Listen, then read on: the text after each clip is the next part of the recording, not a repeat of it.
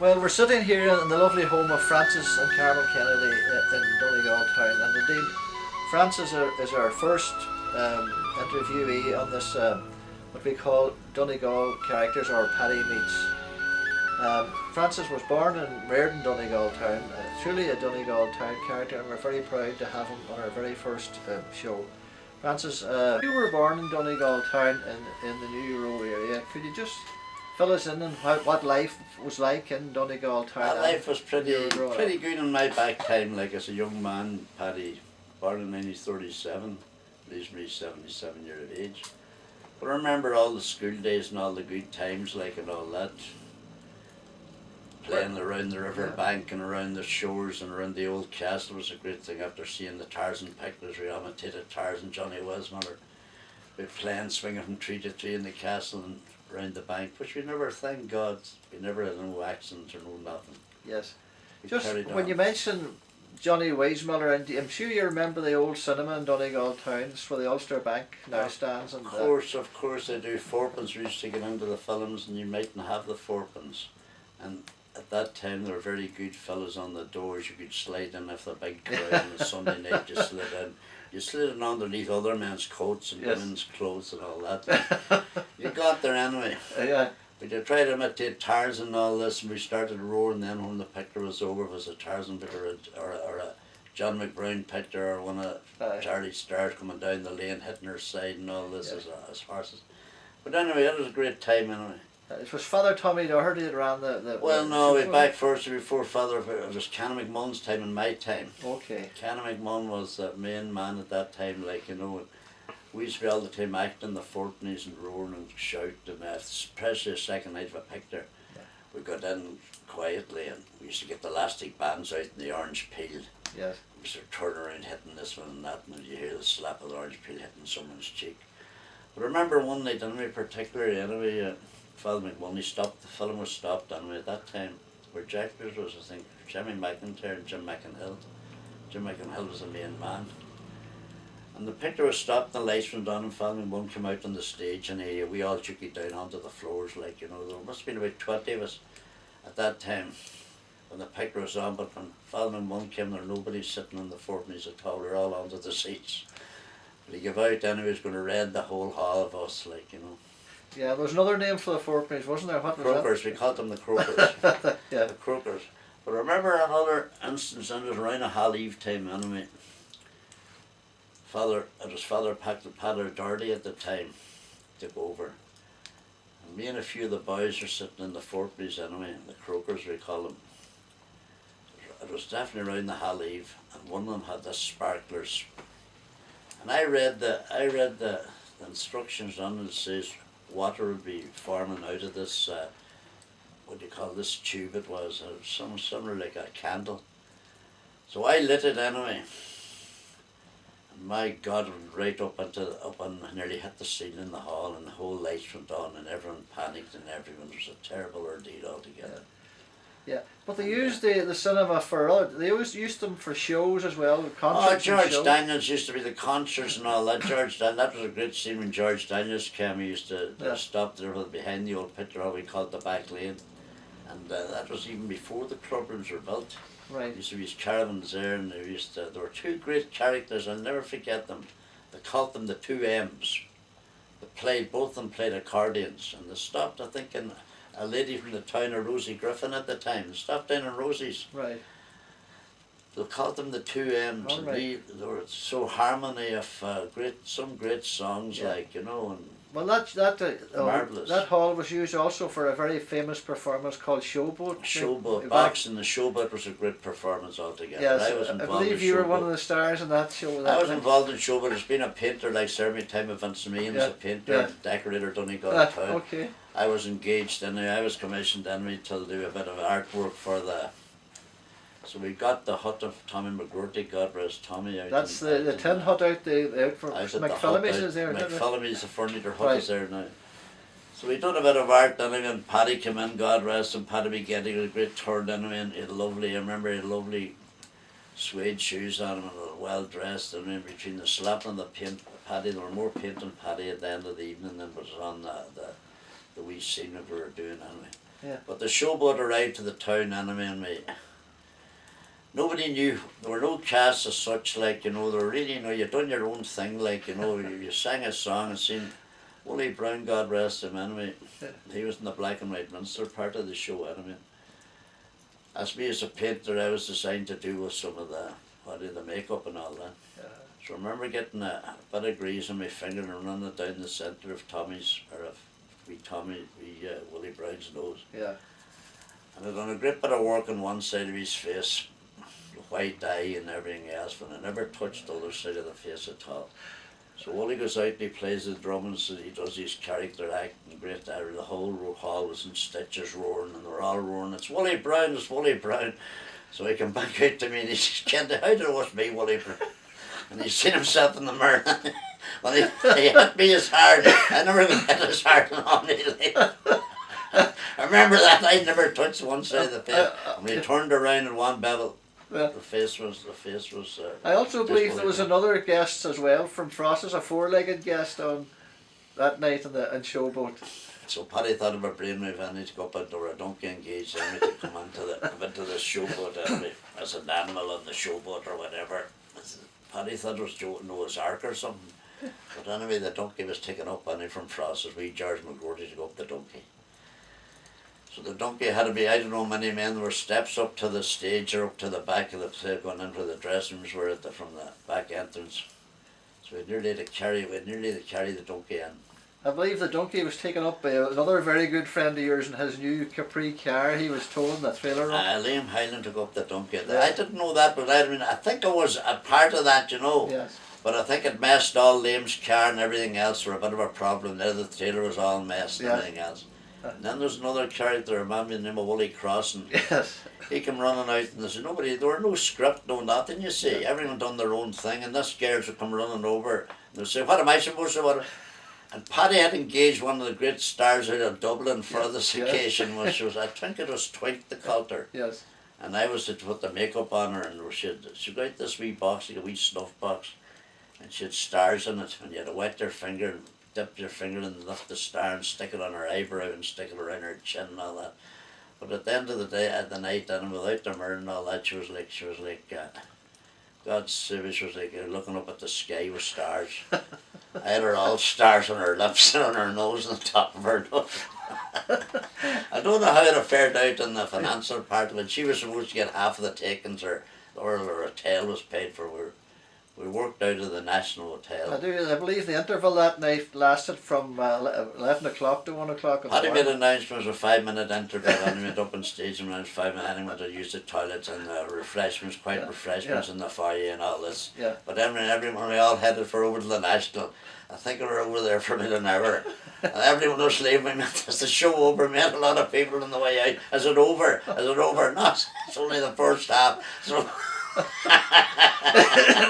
so I went back in again and started off. It was a great show. Yeah. It was one of these things, but you couldn't, if you tried to do it now, you couldn't do it. Yes. You couldn't do it. The You're laughs always and a stage man, Francis. Even when were you ever involved with the Mummers at all? Way back years ago. The Mummers was a great character.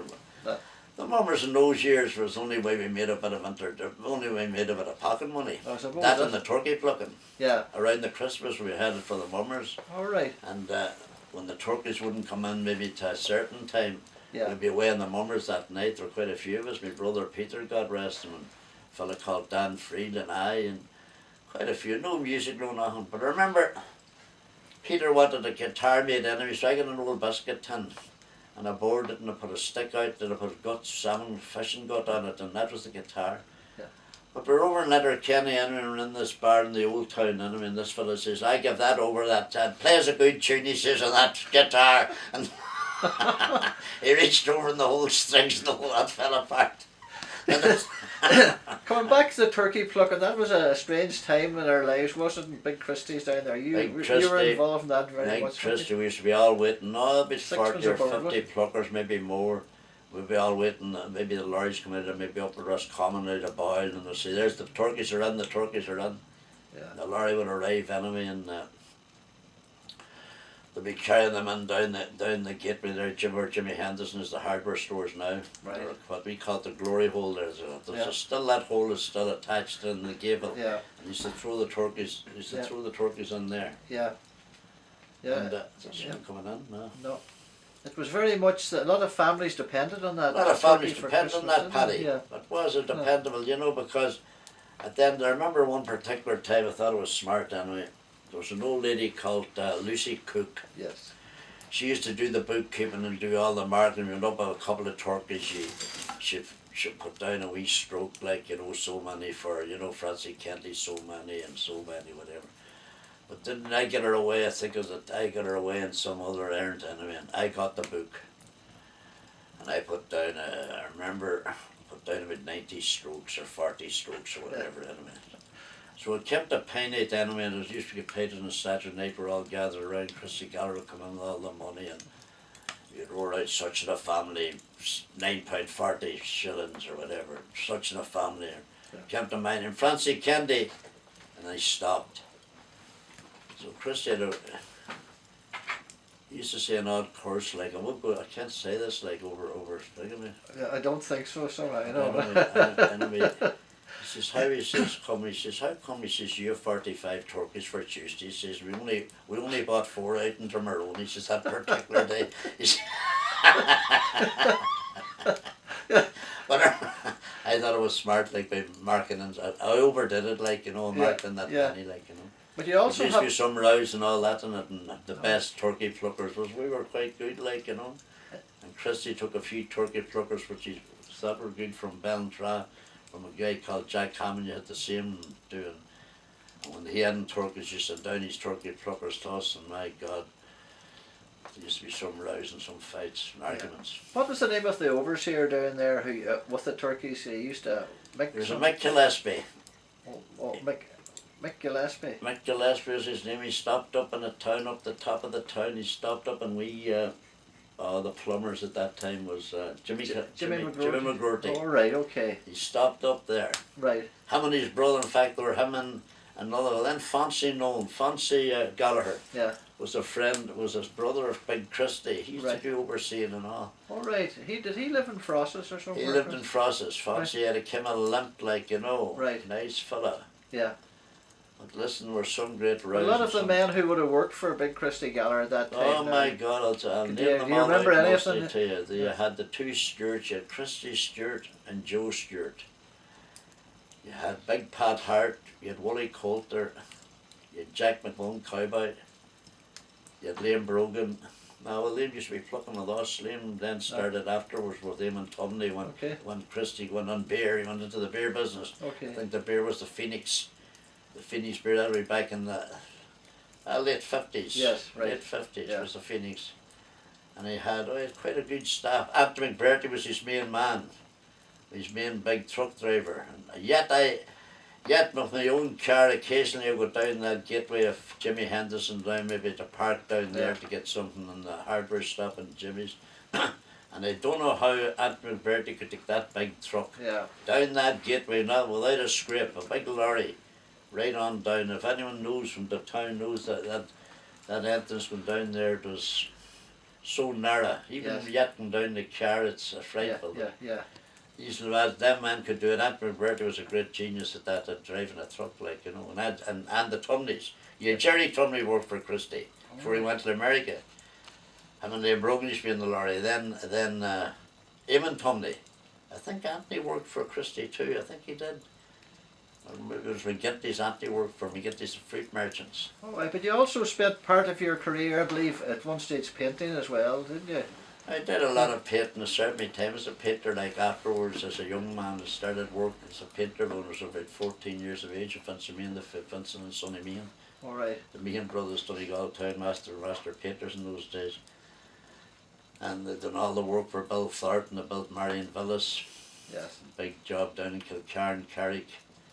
And I remember the first time I ever was away from home was in Sligo. Vincent got there some work to be done in Sligo, and the man who built the cottage is Bill Thornton. Yes, we spent a while in Glenties, I believe, as well. Glenties was a great town too. We spent a lot in Glenties. Yes. Them cottages on the way out to Dunlow, them cottages on the left. Yeah. On the right, actually, Thornton built Yeah. all them. Yeah. Well, Sonny Meehan, was he the recruiting man? Or what? Sonny, God rest Sonny, a brother of Vincent anyway. Sonny was, Vincent had to go to hospital or go in for a checkup one day anyway, and Sonny employed this fella anyway as a painter. I seen him a night enough lad anyway, and he was on the ladder doing a wonders and nothing to do with me. I was working inside, cleaning outdoors and sweeping out and doing skirtings and all this. But then Vincent arrived, and I remember it so well. Vincent arrived anyway, and he says to your man, he says, how are you? I says, I'm a painter. He says, I got started here yesterday or the day before. And if you're looking for a job, go and see your man in there. He says, are you a painter? Vince says, I do a wee bit of it too. He says, and your man will give you a start. I'm 2 or 3 days painting this one day. He says, I'm 2 days on it. He says, nobody's bothering me about it. He says, and who are you? Vince says, I'm the man who's paying you. He says, I'll never forget that. He came in there, man was sacked on the spot. And I remember that. Another brother-in-law, Jack Collins, also worked for him. He was an ex-army man, was he? Jack Collins was a great fellow. He was an ex-army man. He was retired from the army, from the Irish Army. Yes. And he was married. He was married with a big family to Noel Collins. Noel Meehan actually was a sister of Vincent and Sonny's. But anyway, he got onto the job too. Anyway, Noel told Vincent to come out of my sight, get him away for the day. They were living in Donegal, but he knew nothing about painting. He was always a truck driver or various things in the army. But we all arrived down in Glenties and we were working anyway, and we all in the one room at about 11 o'clock for a wee cup of tea, and it went on to 11:30 to 12 o'clock. Nobody could go out because Jack Collins was telling the story about a truck breaking down on him and all this, and how he jacked her up and how he got stones from the side of the road and jacked her all up. And who walked in? Only Vincent, the man who was paying us the main painting contractor. He says, what's going on here the day, boys? Now, everyone run, we all run to our place, but Jack, he still talked on about it. He says, listen, he says, Jack, he says, we're down here to paint, he says, to get a job done. He says, if you want, he says, to join the army and go back into lorry driving, there's the road, I'll never forget it. I believe in later years then, Sonny Meehan went on, himself and his wife Mara had the hostel down in... They had the hostel. That's down in Ballywheel there now. We were going to Glenties one morning anyway, and the innie was the wee small innie was flooded, the water was up on top of the... You couldn't get through barring a big truck or something. All right. So I remember Sonny saying to Vincent, he says, I'll take Francie with me, he says, for the day down to the hostel. And by God, it was the hardest day ever to put in. Yeah. We were scraping about, I would say, about an inch of whitewash off the walls with a scraper. And the dirt and the carry on of the old lime and the old sweeping down the stairs and all this. But Sonny made it a palace at the end. Him and Mara was married and they made a palace of it, and it was a lovely place. In fact, a wee shop then in my year, I remember buying a pullover up way back in years gone back. Well, they ran that for nearly 20 years, didn't they? A lot of German. The Germans and all this. And I remember one day I was going down fishing anyway and up for cigarettes or something, whatever, the wee shop there and all this. And Mara was getting her hair done by this German. She was a top class hairstylist. Yes. And Mara was lying back on the chair and with curlers in her hair. I didn't actually recognise her. She had some makeup and on her face, like and the woman was a beautician or whatever those days, you know. But we were amazed. We were looking into the one that Mara was all in these curlers in her face. I didn't recognise her really, you know.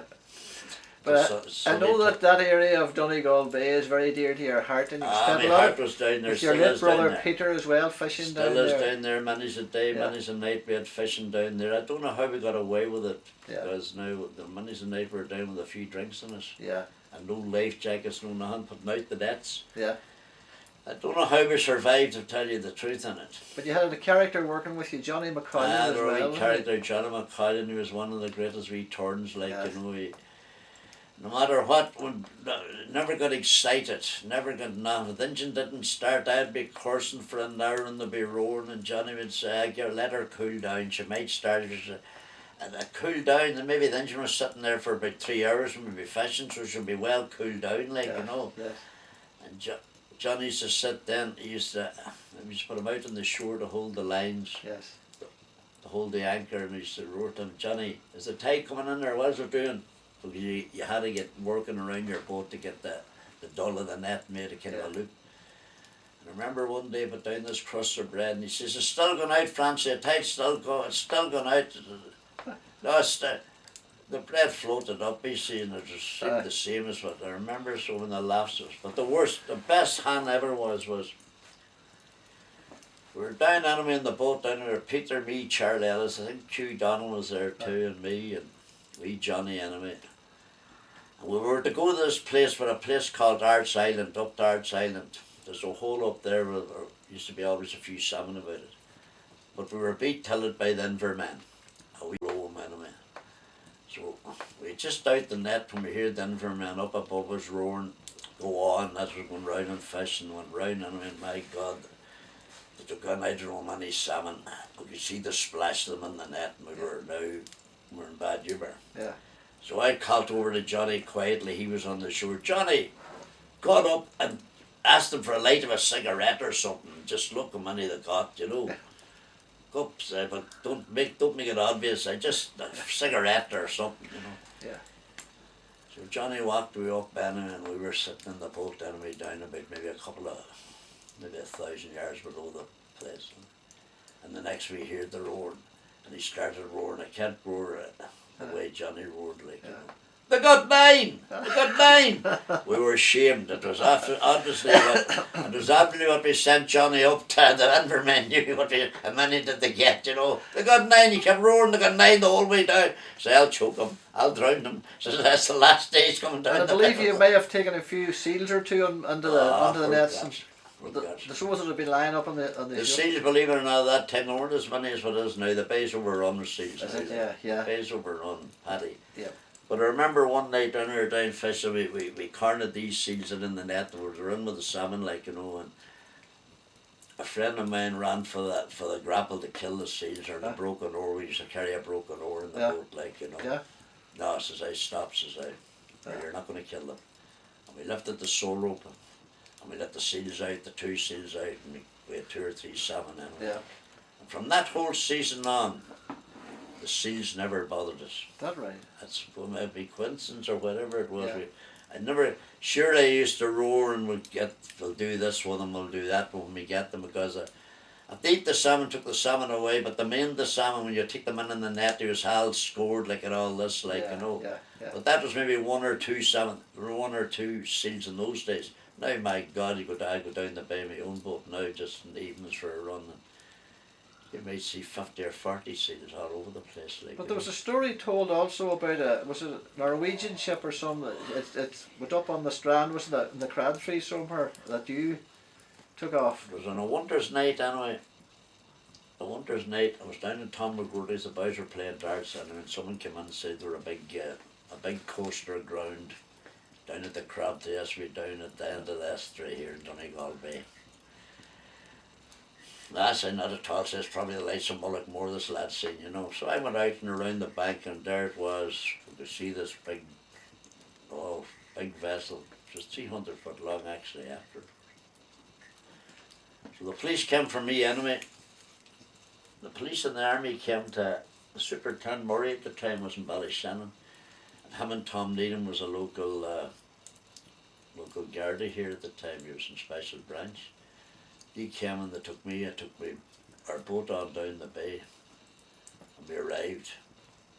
And the manifest, the captain showed us the manifest, or he showed them. She was covered in, she was so many thousand ton of grain on her. She was for the Milford bakeries. And I took her out. She was high and dry, but his manifest was for Donegal Pier, and he would have made Donegal Pier only for the time went off him, and he was left sitting high and dry in the sandbag down what we call the Crabtree. So I boarded her anyway, and we put big hawsers across McManus's, and the wind changed, and we went southwesterly. That evening, about 6:30, 7 o'clock the following evening, I seen the head of her being swinging around anyway, and I roared to the boys, crew, they're all black men, which was a Dutch vessel, like Tibri was her name. In fact, I was told for Tibri was it's Dutch for two brothers. Two brothers owned the vessel. But I seen her head swinging around and seen her leaving the golf course. I boys were steaming. And I put her astern, but the whole danger was to get back in the big hawsers because of the propeller had hit the hawsers, so we'd been there yet. So this famous blacksmith of Phil Diver was his name, out the road. Where did he live now, Francie? He lived Out the black, just as what we call the Shore Gap, a place called, we always call it, just beside Temples. All right. Near beside the far side of the road between Maharabeg. And he came out and he says, "Ah, Kennedy, leave her there for God's sake." He says, "I'll make horseshoes out of her." He says. But I got her round anyway, and I arrived. I took her on out through the Hassans.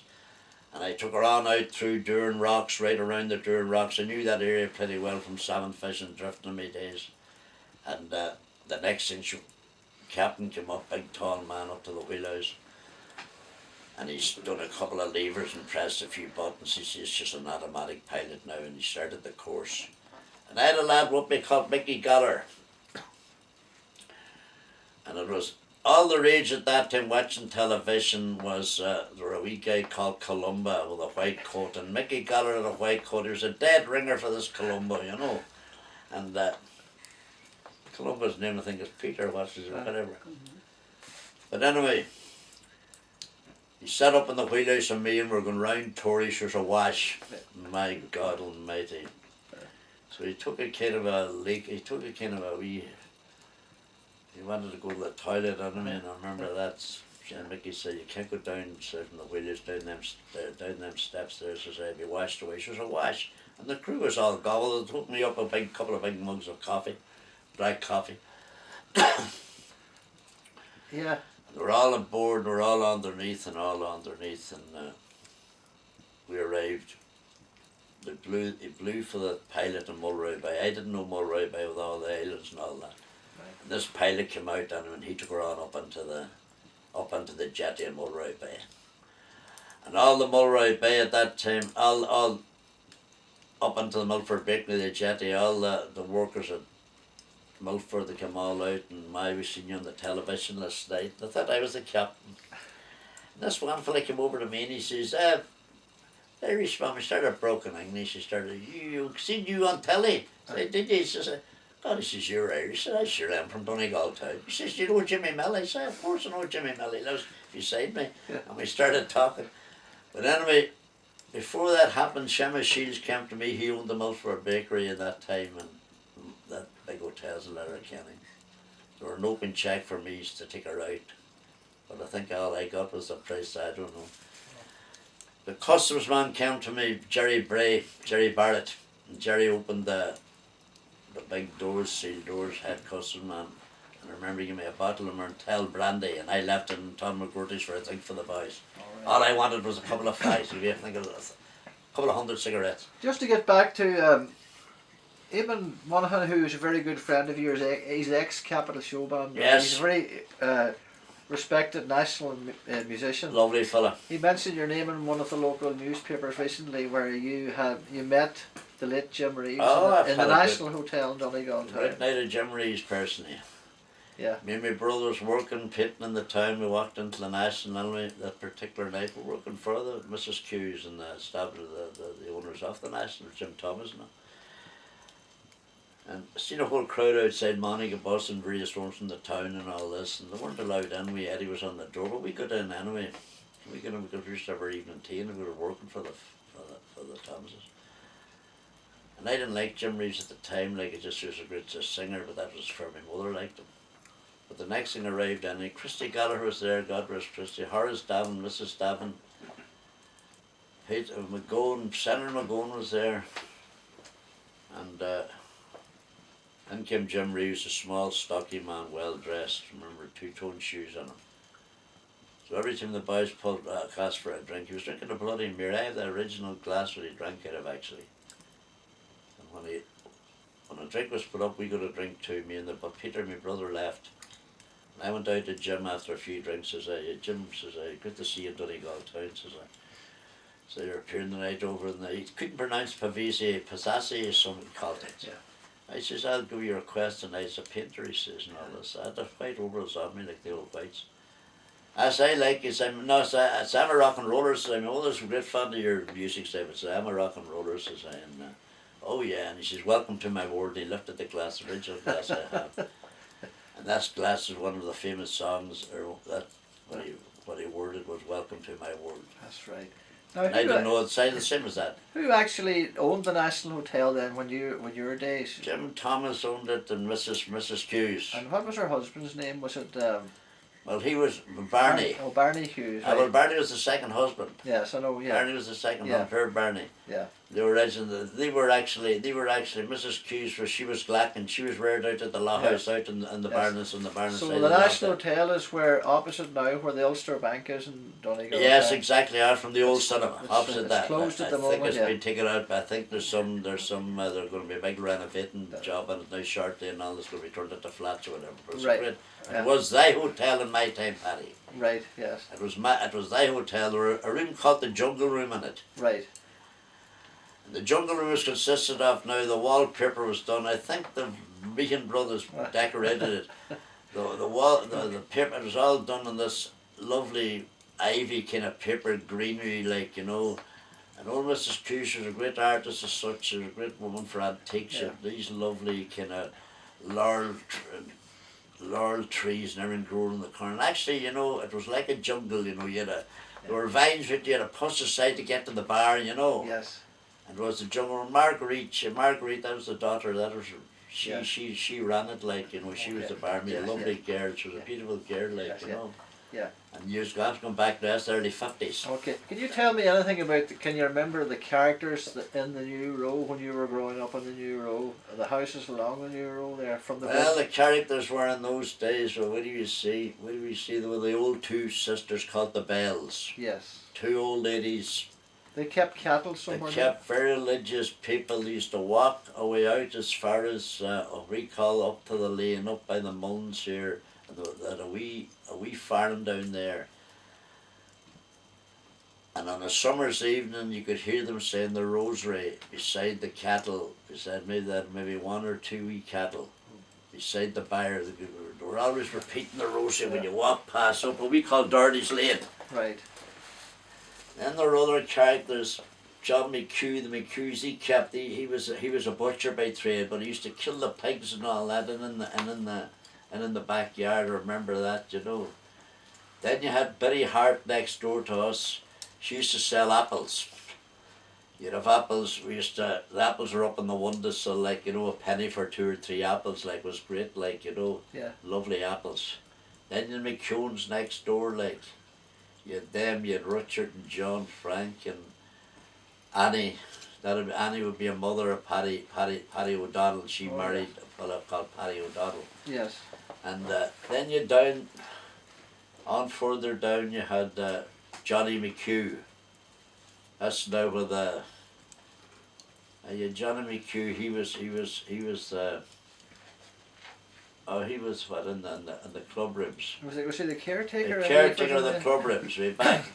Next door you had an old lady. She was McCloskey. That was where Noel kept way back years afterwards. Yeah. And then you had Joe Donnell next to the bridge. Yes. You had Big Joe. He was a weaver. He wasn't a weaver as such. He was what they call there's a name on the trade he had in McGee's factory in the wool separating the yarns, like, you know. Yes. There was a name of a big wheel you used to turn around, like, you know. Yes. But there were some great characters, like, you know. There was an old lady had a shop there. What was her name? Old Sarah Doherty. I remember so well. That was up above the bells. There was a shop there, Sarah Doherty. So I remember going in my hand with my mother by the hand. Went up on a Saturday night maybe to pay a couple of pennies of bills or whatever. They got tea or sugar during the week or whatever. But I remember one particular Saturday night, my mother gave me a penny. And on the counter I was groping around with a penny. It was only about maybe 4 or 5 or 6, whatever. And I lost the penny in the groove at the counter. And I started to cry. I remember this so well. And I remember old Sarah saying, Maggie, as my mother's name, Maggie Kennedy. Maggie, he didn't lost no penny at all. But that was that. And years afterwards, Peter Cal McGinty and his wife bought the same shop. And his daughters is living in it now and all that. But But I remember as a decorator, Mrs. McGinty sent for me to do some work in the house. And I told Mrs. McGinty, God rest her, she's deceased. I told Mrs. McGinty, says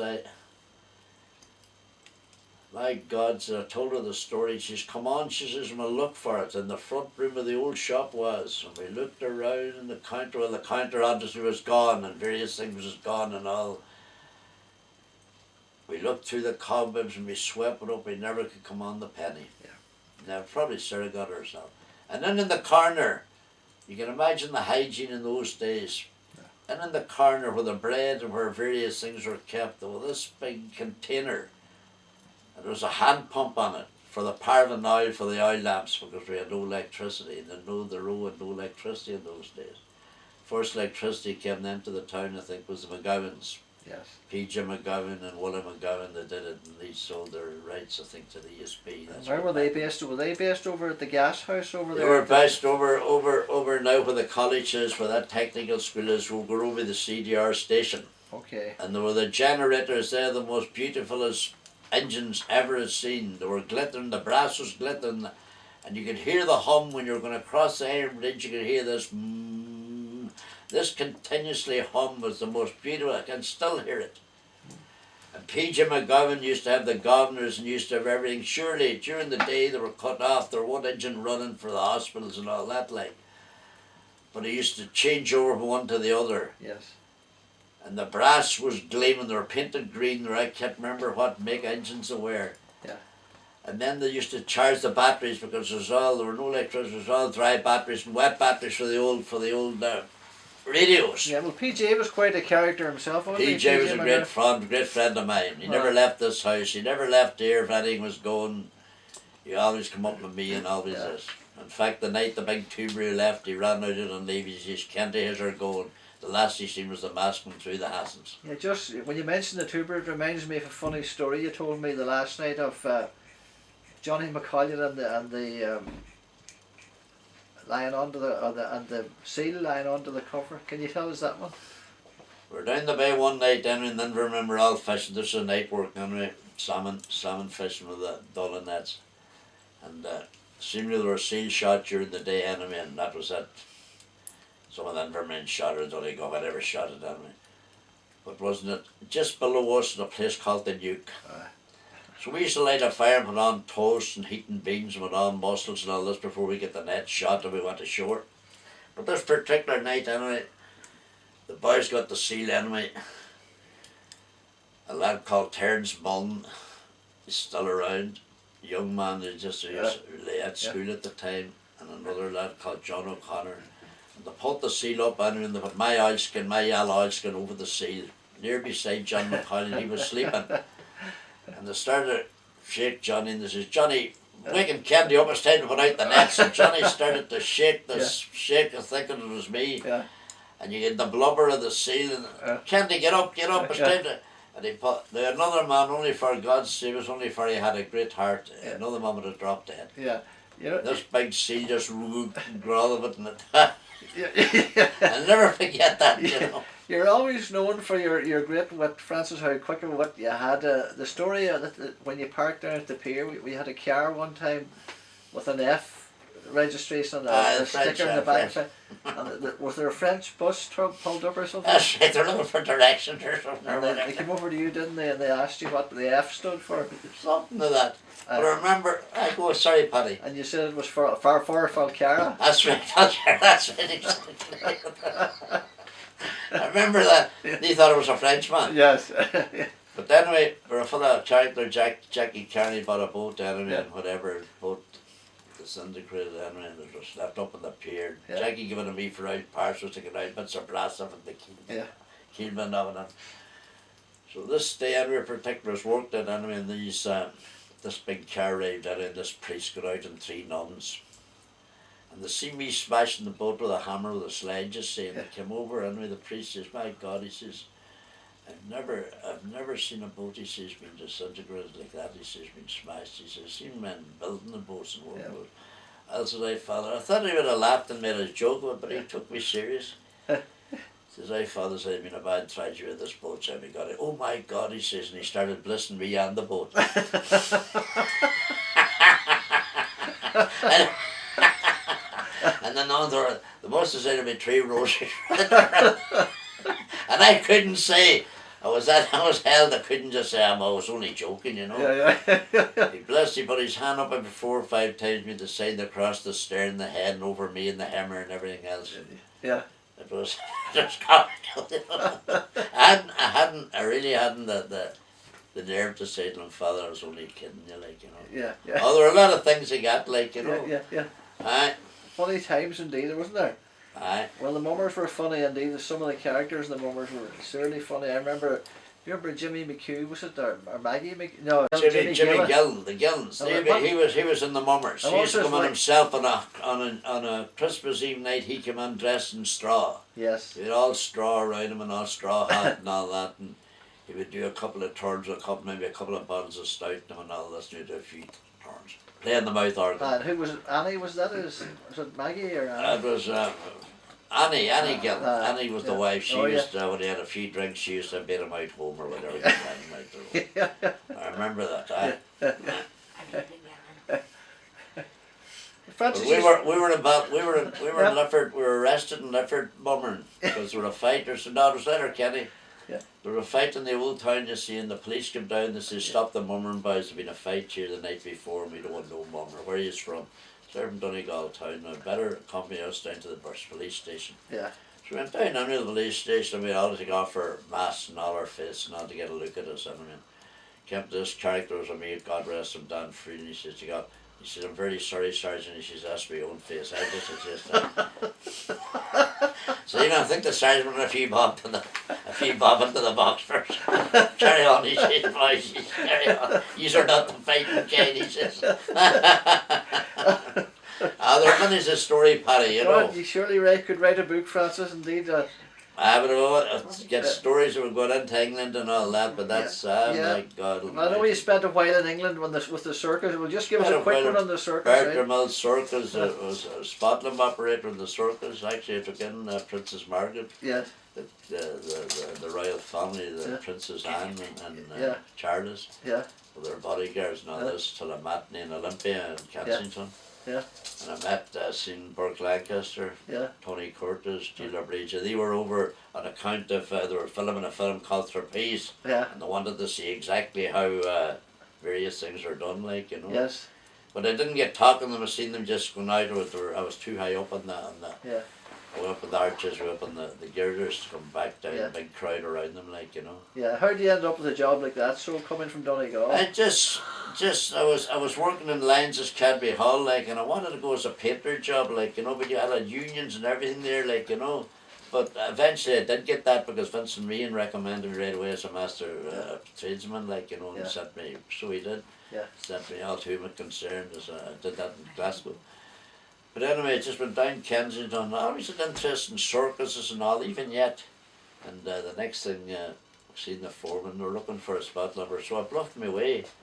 Yeah. They took me up on the girders with a top man, and they showed me for intelligent enough. I picked it up, like, you know. Yes. But you'd be very careful. There were the big levers and all the colours, and you could even light the saddles. But the loveliest thing I seen in the circus, I could never understand it. Before a performance, well, this man and wife used to come in with the barras. Yes. The barras of all different colours of saddest. And for me, from where I was up in the top girders, like, when they had the job done, it was like the crown jewels, or they could have had some before the performance. I'd say the minutes roared, the first horses came in, the livery horses came in, or whatever. But it was done with coloured saddest, red and blue. And for the royal performance of the matinee for the royal family, my God, oh man, his photographs of the whole crown and all, and the whole lot was done. And the saddest. Yes. With all coloured different saddles. Oh, yeah. You could see it coming and looking down at oh my God. Just before we finish up now, you'll have to tell us the story of the Loch Lily. It's a very famous boat. It's a great boat. Yeah. Me and a character, fella Billy Buster, we got her anyway, thinking for down in Killybegs, old John Gilway owned her. We took her up out to the town and we worked on her and everything else. I've got a lot of photographs. You had some stormy nights, I believe, out there. There were some hard nights. And tying people to the mast. there was one man who had to take him, God rest him, he'd been over the side only for I thought of time to the mast, and had a time in the mast. He was bent over in the morning, like, with all that. My God. Oh, dangerous job the night drifting, Paddy. Yeah. Oh, the wind and all this, and everyone got seasick. But whatever kind of, I never got sick. I was too much worried about loss and, Yeah. responsibility. Yeah. But we put in some great times in her, like, Ash was lacking. You never started bailing her out. Me and Jeremy, I was talking to Jerry McNaughton, in fact, last week. Me and Jerry McNaughton, Jerry was skippering it out me all the way, splicing ropes and various things and all this, and a great skipper himself, like, Yeah. And we never bailed out the lolly till the water was going down to your top boots, so you can imagine your top boot is up down to your thighs, so Yeah. you can imagine what weight of water we were carrying. Then you started bailing her out, like, so it was all the time like it was sound. Well, I think we'll end it like that. Listen, Frank Kennedy, thank you very, very much indeed, and it's been great talking to you. And I know you're a good wife. Carmel's sitting, and your daughter Anna's sitting over here to my right hand side. So I'd like to thank them for letting us share your house with us this evening. It's been very, very interesting indeed. So thank you very much. Well, Paddy, you're more than welcome. You and your camera. I just dropped in to see you all. I'd only stay a while. I want to hear how you're getting on. I want to see you smile. I'm happy to be back again and greet you one and all. For there's no place else on earth just like the homes of Donegal.